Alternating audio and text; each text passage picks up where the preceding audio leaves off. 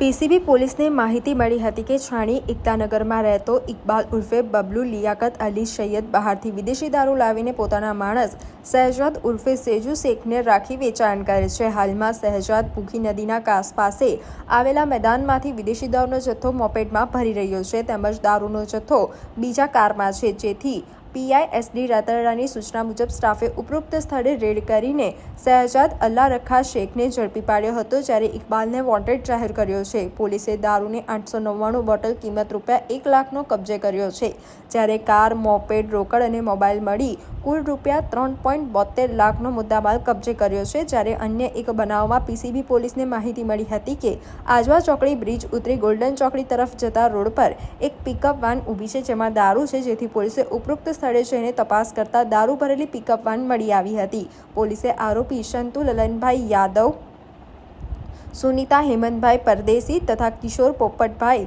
તાઈડે ઝડપાઈ ગયા હતા। પોલીસે દારૂની 1824 બોટલ કિંમત ₹3.26 લાખ, મોપેડ, પિકઅપ વાન, રોકડા તથા મોબાઈલ ફોન મળીને કુલ ₹7.12 લાખનો મુદ્દામાલ કબજે કર્યો છે।